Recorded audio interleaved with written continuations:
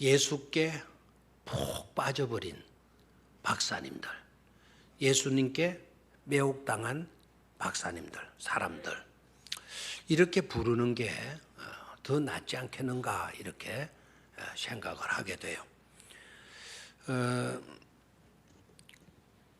예수님께 매혹당하지 않았다면 그 동방에서 예루살렘까지, 베들레헴까지 이렇게 가지는 않았을 것 아닙니까? 그리고 거기까지 간 것까지는 또 그렇다 칩시다. 왕궁에 들어가서 임금을 만나고 임금과 그렇게 쉽게 대면을 할 수 있겠습니까? 그래, 이분들은 보통 열정적인 사람이 아니고서는 그렇게 될 수가 없는 겁니다. 외교관 신분을 가지고 있다 하더라도 어려운 거예요. 우리나라 국회의원들이 미국에 가서 그 오바마를 만나고 싶다고 해서 미국에만 가면 만나게 해주고 그런 것 아니잖아요. 사전부터 다 미리부터 양쪽의 시간, 날짜 다 정하고 그렇게 해야 겨우 만날 수 있는 것 아닙니까? 근데 이 동방 박사들이 예루살렘까지 갔다? 그리고 그곳을 통치하는 분봉과 만난다? 바로 가서 그렇게 만났다? 성경은 그렇게 간단하게 기록이 되어져 있지만 절대로 예사로운 일은 아니에요. 아마 신분을 이야기했겠죠. 우리들은 전문학자들이다. 전문학자다고 해서 왕을 바로 만날 수가 있겠나요? 또 쉽게 만나게 해주진 않았으리라 봐요. 어떤 열정을 가지고. 그리고 이 이상한 별이 나타나게 된 거는 이거는 징조다. 징조다. 아주 고귀한 분, 정말 하늘과 땅에서 정말 귀하고도 귀한 분이 나시게 된다는 징조인데 우리가 그 별을 보고 온 거다. 그러니까 굉장한 열정을 가지고 두드리지 않겠어요? 헤롯 왕이 살고 있는 궁을 두드렸겠죠. 계속해서 끈질기게 두드리게 된 결과로 왕과 대면할 수 있었겠지 않았겠습니까? 그런데 왕도 모르는 거예요.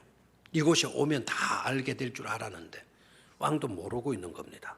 오히려 자기들로 부탁을 하는 거예요. 혹시 그런 왕을 만나게 되거들랑 자기한테도 말해줘라.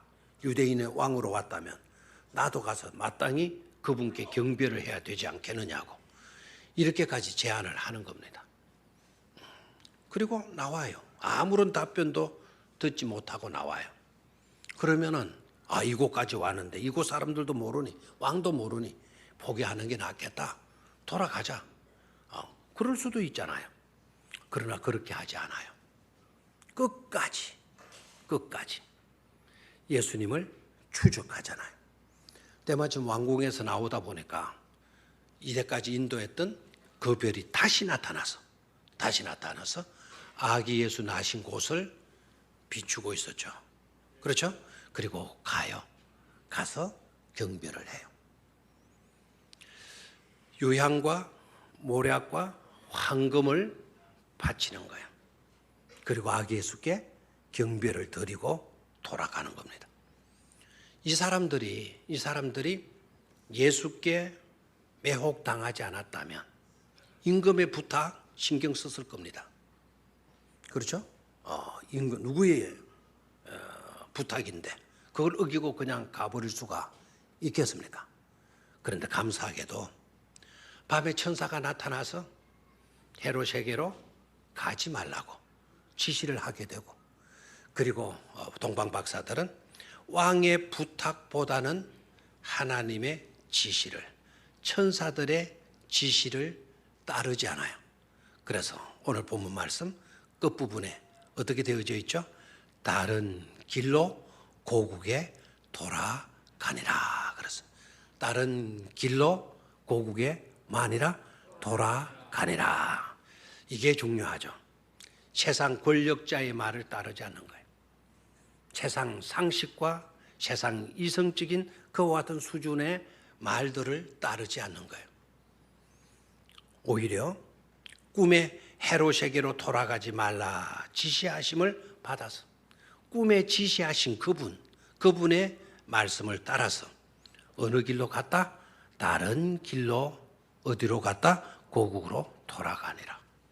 왔던 길로 왔다 그러면 루트가 헤롯 궁전을 거쳐가지고 베들레헴까지 왔으니까 왔던 길로 돌아간다 그러면 헤롯 궁전을 거쳐서 돌아가야 되는데 왔던 길로 가지 않고 다른 길로 고국으로 돌아가더라. 세상 방식을 따르지 아니하는 삶, 하나님의 법도대로 살아가는 삶의 원칙을 이 박사들은 분명히 했다라는 거죠. 생각해 보십시오. 이 동방 박사들이 자기 고국으로 돌아가서 자기의 고국 사람들, 시민들, 마을 사람들, 친구들, 같이 연구하는 학자들, 연구생들하고 대화를 나누었지 않겠어요? 우리가 먼 길 갔다 왔다.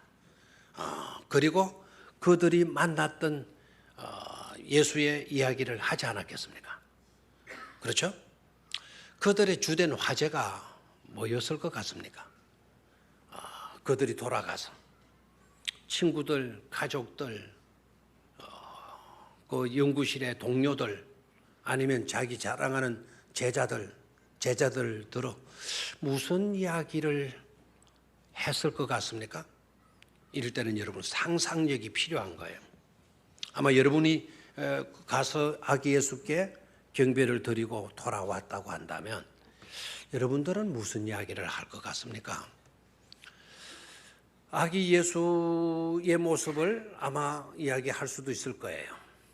아기 예수, 예수님이 그 어린 아기로 태어나는 그 강보에 쌓여 있는 그 아기 예수에 대한 이야기를 할 수도 있었겠죠.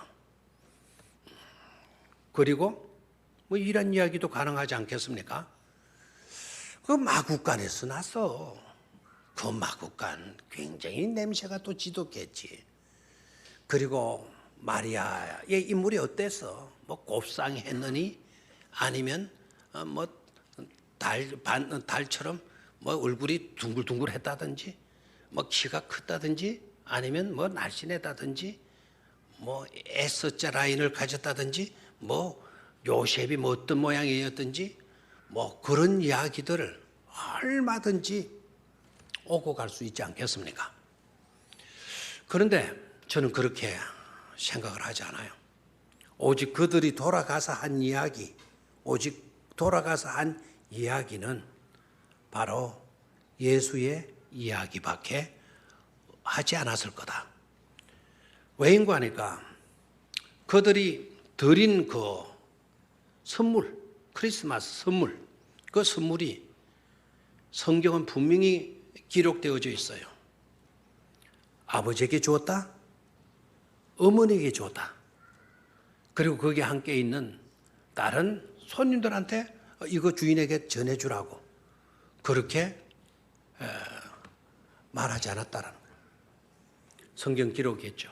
아기 예수께 경배하고 아기 예수께 유향과 몰약과 황금을 뭐 했다?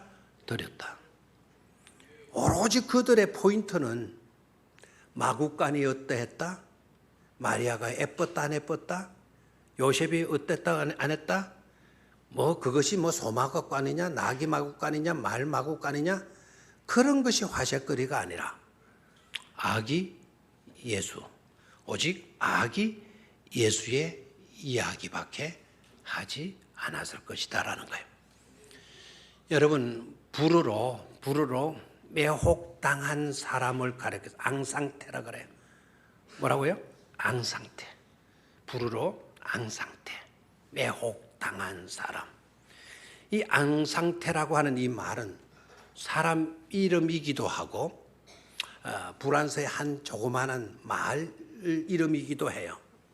그 마을에 내려오던 이야기, 크리스마스에 관한 이야기 가운데 그런 이야기가 있는 거예요. 앙상태라고 하는 이 사람, 좀 내가 발음이 좀 그러나요? 불어는 막 약간 그렇게 해야 돼. 앙상태. 뭐죠? 부르러 앙자 들어가는 게 뭐가 있죠? 부르러, 예? 앙상볼 하는 앙상볼, 그런 앙상볼. 그렇다고 부르러 AN자로서 시작하면 돼, L자로 시작돼.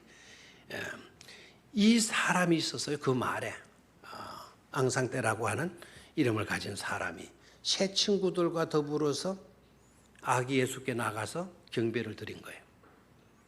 근데 그 새 친구들이 갔는데 두 친구들은 마리아의 인물, 마리아가 예쁘다, 그게 관심이 많았고, 또 한 친구는 그 마구간, 예수님이 누워 계시는 그 환경, 그 상황, 거기에 빠져 있고 그 이야기를 나눈다고 정신이 없고, 그러다가 보니까 앙상태가 없어져 버린 거예요. 앙상태가 어디 갔지? 앙상태를 찾아보니까 말구유가 아니고 짐승의 우리 시골에서는 그걸 굿이라 그러는데, 굿이 예물통, 밥통, 그 밥통에 누워 있는 데 가가지고 이 앙상태는 그 어린 아기 에서와 어르릉 까꿍 하고 있는 거예요. 오늘 어르릉 까꿍 하는 거는 제가 이제 그냥 이야기하는 거고, 다른 사람은 마리아와 요셉하고 이야기하는데 정신이 없고, 한 사람은 그 마구간 그거 살피는데 정신이 없고, 오직 앙상태라고 하는 이 사람, 이분만이 아기 예수께 가서 그 아기 예수와 어르릉 까꿍은 하는 이렇게 하고 있는 거예요. 거기서 나온 말이 앙상태. 그래, 앙상태의 이름의 뜻이 거기에서 새겨지게 됐대. 매혹당한 사람. 아기 예수께 완전히 매혹당한 사람. 오늘 수료를 하는 우리 교육기관의 모든 어린이들, 학생들 모두가 다 예수께 매혹당한 사람이 되기를 주의 이름으로 축원합니다. 저와 여러분들도 꼭 마찬가지. 이곳에 와서 예배를 드리고 돌아가도 우리 교회 건물이 어떻더라, 리모델링이 어떻게 되었더라, 장식이 어떻게 됐더라, 의자가 어떻게 됐더라, 음향 시절이 어떻게 됐더라, 이 LED가 어떻게 됐더라, 이런 것에 관심이 있기보다는 오로지 예수 그리스도에게만 집착하고, 예수 그리스도에게만 몰입하고, 예수 그리스도에게만 매혹당할 수 있는 그런 성도가 되어야 될 줄로 믿습니다. 그렇게 되기를 주의 이름으로 축원합니다. 바로 이어서